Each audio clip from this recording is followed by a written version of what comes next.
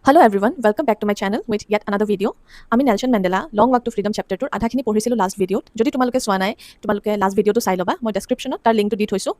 আৰু যদিহে ভাল পাই আছা আৰু যদি নেক্সট পাৰ্টবোৰ লাগে লগতে কুৱেশ্যন আনচাৰো, তেন্তে চেনেলটো ছাবস্ক্ৰাইব কৰি ল'বা, লাইক কৰিবা আৰু শ্বেয়াৰ কৰিবা এমং ইয়ৰ ফ্ৰেণ্ডছ। আৰু তোমালোকে বেল আইকনটো ক্লিক কৰি থ'বা যাতে মোৰ ফিউচাৰ যোনবোৰ ভিডিঅ' পষ্ট কৰোঁ সেইবিলাকৰ তোমালোকে নটিফিকেশ্যন পাই থাকা। So' without further delay let us start. আমি আজি ইয়াৰ পৰা পঢ়িবলৈ বাকী আছে। A few moments later, we all lifted our eyes in awe as a spectacular array of South African jets, helicopters, and troop carriers roared in perfect formation over the Union buildings. কিছু মুহূৰ্তৰ পিছত we all lifted our eyes, আমি সকলোৱে নিজৰ চকু ওপৰলৈ দাঙি দিলোঁ। In awe, আমি মানে আচৰিত হৈ চকু ওপৰলৈ দাঙি দিলোঁ। As a spectacular array of South African jets, যেতিয়া South African জেট লগতে হেলিকপ্টাৰ আৰু সেনাবাহিনী লৈ যোৱা কিছুমান কেৰিয়াৰে সেনাবাহিনী লৈ যোৱা কেৰিয়াৰবিলাকত এটা আকৰ্ষণীয় প্ৰদৰ্শন দেখুওৱা গৈছিল। It was not only a display of pinpoint precision and military force, but a demonstration of the military's loyalty to democracy, to a new government that has been freely and fairly elected. আৰু এইটো কেৱল নাছিল এটা অকল এইটো এটা সুসংগঠিত মেনাৰৰ প্ৰদৰ্শনেই নাছিল আৰু মিলিটাৰী যিমান বল আছে তাক দেখুৱাবলৈ চেষ্টা কৰাই নাছিল, কিন্তু এইটো আছিলে এটা প্ৰদৰ্শন যিটোৱে আমাক দেখুৱাইছিলে মিলিটাৰী বা সেনাবাহিনীৰ আনুগত্য, লয়েলিটি মানে আনুগত্য টু ডেমক্ৰেচি, গণতন্ত্ৰলৈ মিলিটাৰীৰ আনুগত্য আমাক ইয়াৰ দ্বাৰা দেখুওৱা হৈছিলে। টু আ গভৰ্ণমেণ্ট, এনেকুৱা এখন চৰকাৰলৈ আনুগত্য দেখুৱাইছিলে that has been freely and fairly elected, যোনটো মুক্তভাৱে আৰু নিকাভাৱে নিৰ্বাচিত হৈছিল। সেই চৰকাৰখনলৈ মিলিটাৰীৰ আনুগত্য এই প্ৰদৰ্শনীৰ দ্বাৰা দেখুওৱা গৈছিলে। Only moments before, মাত্ৰ কেই মুহূৰ্তমানৰ আগত, the highest generals of South African Defence Force and Police, South Africaৰ ডিফেন্স ফ'ৰ্চ আৰু পুলিচসকলে মাত্ৰ কেই মুহূৰ্তমানৰ আগত their chest bedecked with ribbons and medals from days gone by, যোৱা দিনবিলাকত তেওঁলোকে পোৱা ৰিবন, তেওঁলোকে অৰ্জন কৰা ৰিবন আৰু মেডেলৰ সৈতে তেওঁলোকৰ বুকু উফন্দি আছিল, তেওঁলোকৰ বুকু ভৰি আছিল। চেলিউটেড মি, মোক চেলিউট কৰিলে, এণ্ড প্ৰিচ দেয়াৰ লয়েলিটি, আৰু তেওঁলোকৰ আনুগত্য মোক তেওঁলোকে প্ৰিচ কৰিলে, মানে তেওঁলোকে শপত ল'লে, তেওঁলোকৰ আনুগত্যৰ শপত ল'লে। তাৰমানে কি কোৱা হৈছে এই আমাক লাইনটোৰ দ্বাৰা, only few moments before the highest generals of South African defence force and police, মাত্ৰ কেই মুহূৰ্তমানৰ আগত চাউথ আফ্ৰিকাৰ ডিফেন্স ফ'ৰ্চৰ পুলিচসকলে একদম টপ লেভেলৰ হাইষ্ট জেনেৰেলবিলাক their chests bedecked with ribbons and medals from the days gone by, যোনসকলৰ বুকু ভৰি আছিলে ৰিবনছ আৰু মেডেলছবোৰেৰে, যোনবোৰ তেওঁলোকে যোৱা দিনবিলাকত অৰ্জন কৰিছিলে। চেলিউটেড মি এণ্ড প্লিডছ দেয়াৰ লয়েলিটি, তেওঁলোকে আহি মোক চেলিউট কৰিলে আৰু তেওঁলোকৰ আনুগত্যৰ শপত দিলে। I was not unmindful of the fact that not so many years before, they would not have saluted but arrested me. I was not unmindful of the fact that মই এইটো ক্ষেত্ৰত অন্যমনস্ক নাছিলোঁ, বা এই ক্ষেত্ৰত মোৰ সম্পূৰ্ণৰূপে জ্ঞান আছিলে যে not so many years before, যে বেছি বছৰৰ আগলৈকে নহয়, মানে খুব কম দিনৰ আগলৈকে, খুব কম বছৰৰ আগলৈকে, they would not have saluted, তেওঁলোকে মোক চেলিউট নকৰিলে হ'লে, but arrested me, কিন্তু তেওঁলোকে মোক এৰেষ্টহে কৰিলে হ'লে। Finally, a chevron of Impala jets left a smoke trail of black, red, green, blue, gold of the new South African flag. আৰু অৱশেষত চেভৰন ইম্পালা জেটবিলাকে এটা মানে ভি আকৃতিত ইম্পালা জেটবিলাকে সুসজ্জিত হৈছিলে, সংগঠিত হৈছিলে, আৰু ভি আকৃতিত তেওঁলোকে উৰিছিলে, আৰু লগতে তেওঁলোকে ব্লেক, ৰেড, গ্ৰীণ, ব্লু আৰু গ'ল্ড কালাৰ, যোন কালাৰকেইটা আছিলে নতুন চাউথ আফ্ৰিকান পতাকাখনত, সেই ফ্লেগখনৰ কালাৰবোৰ সেই জেটবিলাকে আকাশত এৰি দিছিলে। চ' ইয়াতে আমি এই যোনটো পেৰেগ্ৰাফ, তাত আমি কি ইম্পৰ্টেণ্ট পালোঁ, ইয়াত আমি ইম্পৰ্টেণ্ট কেইটামান টপিক পালোঁ। সেইকেইটা হৈছে যে চাউথ আফ্ৰিকাত আকাশত ধুনীয়া যে প্ৰদৰ্শনী হৈছিলে, তাত কি উৰিছিলে, তাত জেট, হেলিকপ্টাৰ আৰু ট্ৰুপ কেৰিয়াৰবোৰ ধুনীয়াকৈ সুসংগঠিত হৈ ইউনিয়ন বিল্ডিঙৰ ওপৰত উৰিছিল। লগতে আৰু কি আমাক ইম্পৰ্টেণ্ট দিলে যে তাতে ফাইনেলি কি উৰিছিলে, ইম্পালা জেট উৰিছিলে, যোনটো চেভৰন বা ভি আকৃতিত সুসংগঠিত হৈছিলে, আৰু সেই ইম্পালা জেটে স্মক এৰি দিছিলে, ধোঁৱা এৰি দিছিলে। কি কালাৰৰ ধোঁৱা? ক'লা, ৰঙা, গ্ৰীণ, ব্লু আৰু গ'ল্ড কালাৰৰ, যোনবিলাকে কি বুজাইছিলে, যোনবিলাকে চাউথ আফ্ৰিকাৰ নতুন ফ্লেগখনৰ বিষয়ে আমাক জ্ঞান দিছিলে। মানে চাউথ আফ্ৰিকাৰ নতুন ফ্লেগখনত এইসমূহ কালাৰ আছিলে, ব্লেক, ৰেড, গ্ৰীণ, ব্লু আৰু গ'ল্ড। এতিয়া আমি নেক্সট পেৰাগ্ৰাফটো ষ্টাৰ্ট কৰোঁ। The day was symbolised for me by playing of our two national anthems and the vision of whites singing Nkosi Sikelel iAfrika and blacks singing Die Stem, the old anthem of the republic. So' সেই দিনটো মেণ্ডেলাই আৰু এটা বিশেষ কাৰণত তেওঁৰ কাৰণে দিনটো স্মৰণীয় হৈ ৰৈছিলে, আৰু সেয়া আছিলে যে সেই দিনটোত তেওঁলোকৰ দুটা ৰাষ্ট্ৰীয় সংগীত আছিল, আৰু সেই ৰাষ্ট্ৰীয় সংগীত দুয়োটাই সেইদিনাখন একেলগে দুয়োটা গ্ৰুপে গাইছিলে। আগতে হোৱাইটসকলৰ কাৰণে ৰাষ্ট্ৰীয় সংগীত এটা আছিলে, সেয়া আছিলে নকচি চিকিলেল আই আফ্ৰিকা, আৰু ব্লেকসকলৰ কাৰণে যোনটো ৰাষ্ট্ৰীয় সংগীত তেওঁলোকে আগৰ পৰা গাইছিলে তাৰ নাম আছিলে ডাই ষ্টেম। এইকেইটা ইম্পৰ্টেণ্ট, তোমালোকে মনত ৰাখিবা কোনটো গ্ৰুপে কোনটো ৰাষ্ট্ৰীয় সংগীত গাইছিলে। The old anthem of the republic, আৰু ডাই ষ্টেমটো আছিলে চাউথ আফ্ৰিকাৰ অল্ড নেশ্যনেল এন্থেম। আৰু সেইদিনাখন দুয়োখিনি গ্ৰুপে একেলগে দুয়োটা ৰাষ্ট্ৰীয় সংগীত গাইছিলে, আৰু সেইবাবে সেই দিনটো মেণ্ডেলাৰ কাৰণে এটা স্মৰণীয় দিন হৈ ৰৈছিলে। Although that day neither group knew the lyrics of the anthem they once despised, they would soon know the words by heart. Although মানে যদিও ডেট ডে সেইদিনাখন neither group knew, কোনো এটা গ্ৰুপে জনা নাছিলে the lyrics of anthem they once despised, তেওঁলোকে হোৱাইটসকলে ব্লেকসকলৰ এন্থেমটো আৰু ব্লেকসকলে হোৱাইটসকলৰ এন্থেমটো বুজা নাছিলে তাৰ অৰ্থ, কিন্তু তেওঁলোকে আগৰ পৰা তাৰ সেই অৰ্থৰ বিৰুদ্ধে বা সেই ৰাষ্ট্ৰীয় সংগীতৰ বিপক্ষে তেওঁলোকৰ এটা খুব বেয়া মনোভাৱ আছিলে, আৰু সেই মনোভাৱটো আঁতৰাই এতিয়া তেওঁলোকে দুয়োটা নেশ্যনেল এন্থেম সেইদিনাখন গাইছিলে আৰু মেণ্ডেলাই কৈছে দে উড চুন ন' দ্য ৱৰ্ডছ বাই হাৰ্ট আৰু তেওঁলোকে অতি সোনকালে সেই নেশ্যনেল এন্থেম মনৰ পৰা গাব আৰু তাৰ অৰ্থ মনৰ পৰা বুজি পাব On the day of inauguration, I was overwhelmed with a sense of history. আৰু সেই ইনগৰেশ্যন সেই উদ্বোধনী অনুষ্ঠানৰ দিনাখনেই I was overwhelmed মানে মই খুব আচৰিত হৈছিলোঁ with a sense of history. মই সেই উদ্বোধনী অনুষ্ঠানৰ দিনটোত এটা ঐতিহাসিক অনুভৱেৰে মই অভিভূত হৈছিলোঁ In the first decade of 20th century, a few years after the bitter Anglo-Boer War and before my own birth, the white-skinned people of South Africa patched up their differences and erected a system of social domination against the dark-skinned people of their own land. কি কৈছে চেণ্টেন্সটোত in the first decade of 20th century বিংশ শতিকাৰ প্ৰথম দশকটোত তাৰমানে 1901 পৰা 1910 কথা কোৱা হৈছে 20th century বুলি ক'লে আমি 1900 কথা বুজো যেনেকৈ এতিয়া একবিংশ বা 21st century চলি আছে আৰু এতিয়া 2026 বছৰ চলি আছে তেনেকৈ 20th century বুলি ক'লে 1900 কথা বুজা যায় চ' তাৰ 1900 প্ৰথম যোনটো দশক সেই দশকটোতে a few years after কেইবছৰমানৰ পিছত দ্য বিটাৰ এংলো-বোৱাৰ ৱাৰৰ তিক্ততাৰে ভৰা এংলো-বোৱাৰ ৱাৰৰ কেইবছৰমানৰ পিছত and before my own birth মানে মেণ্ডেলাৰ জন্মৰ আগতেই the white skin peoples of South আফ্ৰিকাৰ যোনসকল বগা স্কিনৰ মানুহ সেই মানুহসকলে পেটছ up their differences and erected a system of racial domination তেওঁলোকে নিজে আৰম্ভ কৰি দিলে এটা ডিফাৰেঞ্চ এটা পাৰ্থক্য আৰম্ভ কৰি দিলে এণ্ড ইৰেক্টেড আৰু তেওঁলোকে গঢ় দিলে আ চিষ্টেম অফ ৰেচিয়েল ডমিনেশ্যন জাতিগত এটা দমন নীতি তেওঁলোকে আৰম্ভ কৰি দিলে তেওঁলোকে থিয় কৰি দিলে এগেইনষ্ট ডাৰ্ক স্কিন পিপল ক'লা বৰণৰ ক'লা ছালৰ মানুহৰ বিপক্ষে তেওঁলোকে দমন নীতি আৰম্ভ কৰি দিলে অফ দেয়াৰ অ'ন লেণ্ড তেওঁলোকৰ নিজৰ মাটিৰে তেওঁলোকৰ দেশৰেই ডাৰ্ক স্কিন পিপলসকলৰ বিপক্ষে তেওঁলোকে এটা ডমিনেশ্যন বা এটা দমন নীতি আৰম্ভ কৰি দিলে সেই এংলো-বোৱাৰ ৱাৰৰ ঠিক পিছতেই The structure they created formed the basis of one of the harshest, most inhuman societies the world has ever known. আৰু সেই ষ্ট্ৰাকচাৰটো যোনটো তেওঁলোকে ক্ৰিয়েট কৰিলে সেইটো form the basis of one of the harshest আৰু সেইটোৱেই আৰম্ভ কৰিলে এটা খুব বেয়া খুব নিৰ্মম আৰু অমানৱীয় সমাজ গঠন কৰি দিলে the world has ever known পৃথিৱীখনে জনা আটাইতকৈ বেয়া যি কথা পৃথিৱীখনত হৈছে তাৰ ভিতৰত একদম আটাইতকৈ বেয়া এটা ছিষ্টেম এটা নিৰ্মম আৰু অমানৱীয় ছিষ্টেম সেই শ্বেতাংগসকলে আৰম্ভ কৰি দিলে এংলো-বোৱাৰ ৱাৰৰ পিছতেই Now, in the last decade of the 20th century and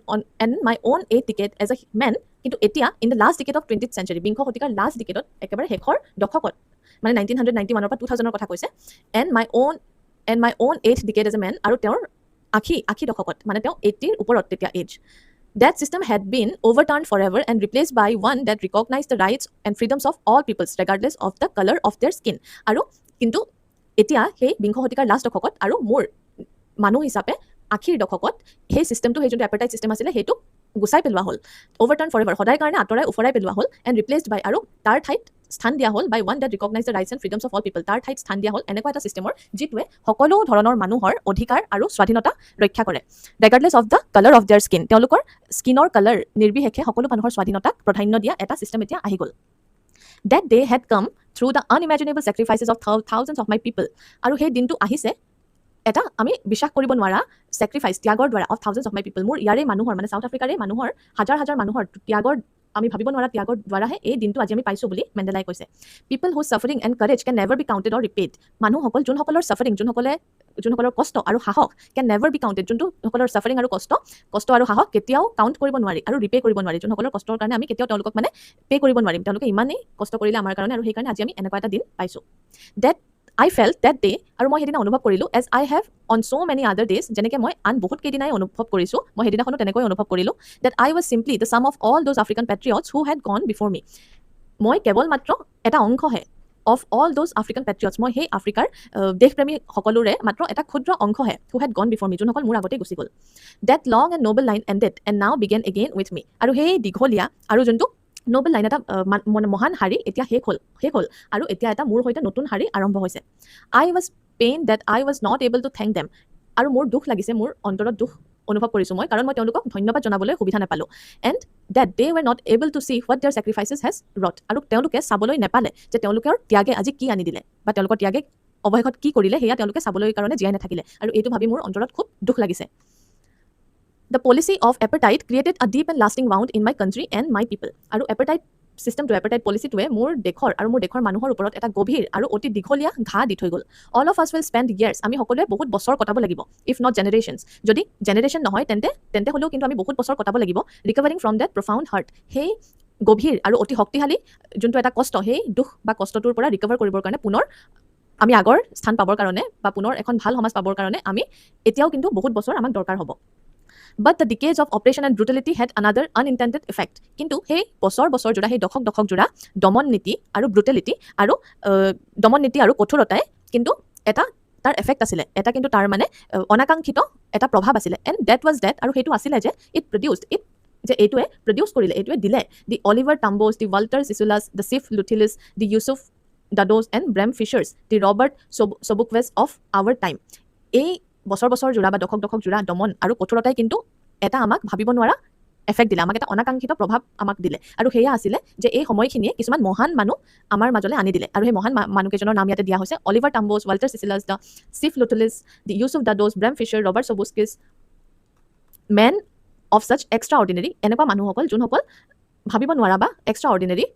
courage সাহস, উইজডম জ্ঞান, জেনেৰচিটি উদাৰতা, that their like may never be known again, যে তেওঁলোকৰ নিচিনা চাগে আৰু আমি কেতিয়াও নাপাম বা আৰু আমি কেতিয়াও নাজানিম। চ' এই শাৰীটোৰ দ্বাৰা আমাক কি কোৱা হ'ল যে এই কষ্ট ভৰা সময়, এই দুখৰ সময়খিনিৰ পৰা আমি পুনৰ আগৰ সময় পাবলৈ আমাক এতিয়াও বহুত বছৰ লাগিব। কিন্তু এই কঠোৰ সময়খিনিয়ে আমাক কিছুমান ভাবিব নোৱাৰা প্ৰভাৱ আমাৰ ওপৰত আনি দিলে, কিছুমান আমি ইমেজিন কৰিব নোৱাৰা মানুহ আমাৰ মাজলৈ পঠালে। আৰু সেইসকলৰ নাম ইয়াতে দিয়া হ'ল। এনেকুৱা কিছুমান উদাৰ মানুহ আমি পালোঁ, যিসকলৰ সাহস জ্ঞান, তেওঁলোকৰ উদাৰতা ইমান বেছি যে তেওঁলোকৰ নিচিনা মানুহ হয়তো আমি পিছলৈ আৰু কেতিয়াও নাপাম, বা তেওঁলোকৰ মানুহ হয়তো আৰু পিছলৈ জন্মই নহ'ব। আৰু সেই মানুহসকলৰ ফটো ইয়াতে দিয়া হৈছে, তোমালোকে চাব পাৰিবা। Perhaps it requires such depths of operation to create such heights of character. হয়তো it requires such depth of operation, এইটোত দৰকাৰ হয় তেনেকুৱা গভীৰ দমনৰ বা তেনেকুৱা গভীৰ অত্যাচাৰৰ দৰকাৰ হয় to create such heights of character। তেনেকুৱা ধৰণৰ উচ্চ ভৰা বা উচ্চতাৰ চৰিত্ৰৰ মানুহ জন্ম দিবলৈ হয়তো তেনেকুৱা অত্যাচাৰৰ দৰকাৰ হয়। My country is rich in minerals and gems that lie beneath its soil। মোৰ দেশখন ধনী, কিহত ধনী? মিনাৰেলছত আৰু জেমষ্টন বা মিনাৰেলছ, সেইবিলাকত মোৰ দেশখন চহকী। But I have always known that its greatest wealth is its people। কিন্তু মই সদায় জানি আহিছোঁ যে ইয়াৰ আটাইতকৈ ডাঙৰ যোনটো ৱেল্থ হৈছে সেয়া হৈছে ইয়াৰ মানুহখিনি। Finer and truer than the purest diamond, যোনসকল বহুত চাফা আৰু বহুত সত্য, দেন দ্য পিয়ৰেষ্ট ডায়মণ্ড, একেবাৰে পিয়ৰ ডায়মণ্ডতকৈও ইয়াৰ মানুহখিনি চাফা আৰু সত্য। It is from these comrades in the struggle that I learn the meaning of courage. আৰু এই সতীৰ্থসকলৰ সৈতেই মই যেতিয়া ষ্ট্ৰাগল কৰি আছিলোঁ, যেতিয়া মই সংগ্ৰাম কৰি আছিলোঁ, তেতিয়াই মই কাৰেজ বা সাহসৰ বিষয়ে বুজি পালোঁ। টাইম এণ্ড আগেইন, মানে টাইম টু টাইম, বাৰে বাৰে, I have seen men and women, মই দেখিছোঁ মানুহ আৰু মহিলা, পুৰুষ আৰু মহিলা, risk and give their lives, তেওঁলোকে ৰিস্ক লৈছে তেওঁলোকে আৰু নিজৰ জীৱনো দিছে ফৰ এন আইডিয়া, কিবা এটা আইডিয়া ভাবি বা কিবা এটা কাম কৰিবলৈ চেষ্টা কৰি তেওঁলোকে বাৰে বাৰে মই দেখিছোঁ মতা মানুহ আৰু মাইকী মানুহক যোনসকলে নিজৰ জীৱনটো উৎসৰ্গা কৰিছে। I have seen men stand up to attacks and torture without breaking. I have seen men, মই মানুহক দেখিছোঁ ষ্টেণ্ড আপ, থিয় হৈ থকা, to attacks and torture without breaking, মানে বহুত আৰু অত্যাচাৰ আৰু এটেক পায়ো মই মানুহক দেখিছোঁ যোনসকল সেই এটেক বা টৰ্চাৰৰ পিছতো তেওঁলোক ভাঙি যোৱা নাই, তেওঁলোক থিয় হৈ আছে। শ্বয়িং a strength and resilience that defies the imagination, যিটোৱে দেখুৱাইছে ষ্ট্ৰেংথ শক্তি আৰু ৰেজিলিয়েঞ্চ সহনশীলতা, ডেট ডিফাইজ ইমেজিনেশ্যন, যিটোৱে মানে আমি কল্পনাও কৰিব নোৱাৰোঁ, কল্পনাৰো বাহিৰত। আই learn that courage was not the absence of fear but the triumph over it. মই শিকিলোঁ যে কাৰেজ সাহস was not the absence of ফিয়াৰ, courage বা সাহস ভয়ৰ অনুপস্থিতিটোক নুবুজায়, বাট দ্য ট্ৰিম্ফ অভাৰ ইট, কিন্তু ইয়াৰ ওপৰত জয়কহে বুজায়। The brave man is not হি, সাহসী মানুহজন সেইজন নহয় যোনজনে হু ডাজ নট ফিল এফ্ৰেড, যোনজনে ভয় অনুভৱ নকৰে তেওঁ সাহসী মানুহ নহয়, বাট হি, কিন্তু তেওঁহে হু কনকুৱায়াৰ্ছ ডেট ফিয়াৰ, যোনে সেই ভয়টোক জয় কৰে। চ' ইয়াতে কেইবাটাও এনেকুৱা ইম্পৰ্টেণ্ট লাইন আছে যোনবিলাকৰ অন্তৰ্নিহিত ভাৱটো তোমালোকক লিখিবলৈ দিব পাৰে। তাৰ ভিতৰত এটা আমি এতিয়া ইয়াতে পালোঁ, I learn that courage was not the absence of fear but the triumph over it, এইটো হৈছে এটা। লগতে the brave man is not he who does not feel afraid but he who conquers that fear, এইবোৰ খুব important point বা important line বুলি ক'ব পাৰা। আৰু লগতে আমি ওপৰতো তেনেকুৱা দুটামান ইম্পৰ্টেণ্ট লাইন পাই আহিলোঁ, মই সেইকেইটাও তোমালোকক দেখুৱাই দিওঁ। এটা আমি পালোঁ, Perhaps it requires such depths of operation to create such heights of character। এইটো এটা তেনেকুৱা ইম্পৰ্টেণ্ট লাইন যোনটো খুব গভীৰ এটা লাইন। আৰু লগতে কিবা পাইছিলোঁ নেকি, লেট মি চেক ওৱান্স। আৰু ইয়াতে যোনসকল মানুহৰ নাম দিছে সেই কঠোৰ সময়খিনিত যোনসকল খুব গুণসম্পন্ন সাহসী মানুহ জন্ম হৈছিল, সেই মানুহসকলৰ নামো লিখিবলৈ আহিব পাৰে। গতিকে এইখিনিও তোমালোকে ভালকৈ চাই দেখিবা মানুহকেইজনৰ নামটো। overturned, replaced, আৰু ইয়াতে এংলো বুৱাৰ ৱাৰৰ কথা আছে। এংলো বুৱাৰ ৱাৰটো কি হয় বা কোনখন ৱাৰৰ পিছত এই চিষ্টেমটো আৰম্ভ হৈছিলে সেইটো তোমালোকে চাব পাৰা। আৰু কোন দশকত আছিলে, 20th century প্ৰথম দশকতেই এইটো ঘটনা ঘটিছিলে যেতিয়া এপাৰ্টাইড চিষ্টেমটো আহিছিলে মানুহৰ মাজলৈ। চ' এইখিনিয়ে কিছুমান ইম্পৰ্টেণ্ট পইণ্ট এতিয়ালৈকে আমি যিমানখিনি পঢ়িলোঁ। নেক্সট আমি আৰু এটা পেৰাগ্ৰাফ পঢ়িম, তাৰপিছতে আমি পাৰ্ট 3 বাকী চেপ্টাৰটো পঢ়িম। No one is born hating another person because of the color of his skin or his background or his religion। কোনো এজন মানুহ জন্ম নহয় ঘৃণা কৰি আনাদাৰ পাৰ্চন, বেলেগ এজন মানুহক, because of the colour of the skin, তেওঁলোকৰ স্কিনৰ কালাৰৰ কাৰণে বা তেওঁলোকৰ বেকগ্ৰাউণ্ডৰ কাৰণে বা তেওঁলোকৰ ধৰ্মৰ কাৰণে ঘৃণা কৰি কোনো মানুহৰ জন্ম নহয়। এতিয়া তোমালোকে দেখিবা যোনসকল বেবিজ আছে, যোনসকল কেঁচুৱা বা সৰু সৰু ল'ৰা ছোৱালী, তেওঁলোকে তেওঁলোকৰ এটা ভাল মানুহ পালেই হ'ল তেওঁলোকে মানুহৰ ধৰ্ম তেওঁলোকৰ কালাৰ সেইবোৰ নাচায় তেওঁলোকে মুঠতে তেওঁলোকৰ মনৰ লগত মিলা মানুহ পালে সকলোৰে লগতে তেওঁলোকে ঘুল মিল যায় তেওঁলোকে সকলোৰে লগত ভালকৈ খেলা ধূলা কৰে তেওঁলোকে একো নাচায় কাৰ কি বেকগ্ৰাউণ্ড কোন ধনী দুখীয়া কোন কি কালাৰৰ স্কিন কালাৰৰ মানুহ বা কোন কি ধৰ্মৰ মানুহ সেইবোৰ তেওঁলোকে নাচায় চ' ইয়াত কৈছে লেখকে যে কোনো মানুহ আনজন মানুহক ঘৃণা কৰি জন্ম নহয় কিন্তু এইখিনি বস্তু ঘৃণা কৰিবলৈ মানুহে জীৱনৰ পিছৰ সময়তহে শিকে People must learn to hate. If they can learn to hate, they can be taught to love. For love comes more naturally to human heart than its opposite. কৈছে ইয়াতে যে মানুহে হেট কৰিবলৈ বা ঘৃণা কৰিবলৈ শিকিব লাগে if they can learn to hate যদিহে তেওঁলোকে ঘৃণা কৰিবলৈ শিকে দে কেন বি টট টু লাভ তেওঁলোকক ভাল পাবলৈও শিকাব পাৰি ফৰ লাভ কামছ মোৰ নেচাৰেলি কাৰণ ভাল পোৱাটো মনলৈ বেছি স্বাভাৱিকভাৱে আহে বেছি সোনকালে আহে দেন ইজ অপজিট হৈছে লাভৰ অপজিটটো হৈছে হেট গতিকে ঘৃণা কৰাতকৈ মানে ভাল পোৱাটো মানুহৰ মনলৈ বেছি স্বাভাৱিকভাৱে বা বেছি সোনকালে আহে even in the grimmest times in prison when my comrades and I were pushed to our limits, I would see a glimmer of humanity in one of the guards. Even in the grimmest times in prison, আনকি সেই আটাইতকৈ ভয়ানক সময়সমূহৰ মাজতো জেলৰ ভিতৰত when my comrades and I যেতিয়া মোৰ সতীৰ্থ আৰু মই push to our limits আমাৰ ধৈৰ্যৰ সীমালৈকে যেতিয়া আমাক ঠেলি নিয়া হৈছিলে I would see a glimmer of humanity মই এটা ক্ষীণ পোহৰ দেখিছিলোঁ of humanity মানৱীয়তাৰ in one of the guards এজন তাৰ ভিতৰত থকা বহুত গাৰ্ডৰ মাজত এজনৰ মনত মই অলপ হ'লেও মানৱীয়তা দেখিছিলোঁ perhaps just for a second হয়তো কেৱল এটা ছেকেণ্ডৰ বাবে but it was enough to reassure me and keep me going কিন্তু এইটো যথেষ্ট আছিলে টু ৰিএশ্বৰ মি মোক হয়ভৰ দিবলৈ বা মোক মনাবলৈ এণ্ড কিপ মি গোয়িং আৰু মোক গৈ থাকিবলৈ এয়াই যথেষ্ট আছিল man's goodness is a flame that can be hidden but never extinguished এজন মানুহৰ ভালখিনি হৈছে এটা শিখাৰ দৰে এটা পোহৰৰ শিখাৰ দৰে ডেট কেন বি হিডেন যোনটো ঢাকি ৰাখিব পাৰি বা লুকুৱাই ৰাখিব পাৰি বাট নেভাৰ এক্সটিংগুইছড কিন্তু যাক নুমুৱাই দিব নোৱাৰি আৰু এই লাষ্টৰ যোনটো লাইন এই লাইনটো বহুত ইম্পৰ্টেণ্ট তোমালোকে এই লাইনটো ভালকৈ চাই যাবা ইয়াৰ অন্তৰ্নিহিত ভাৱ এইবোৰ ভালকৈ চাই যাবা আৰু ইয়াতে আজিৰ ভিডিঅ'টো সমাপ্ত কৰিছোঁ নেক্সট পাৰ্টত আমি এই গোটেই চেপ্টাৰটো কমপ্লিট কৰিম thank you very much for ৱাচিং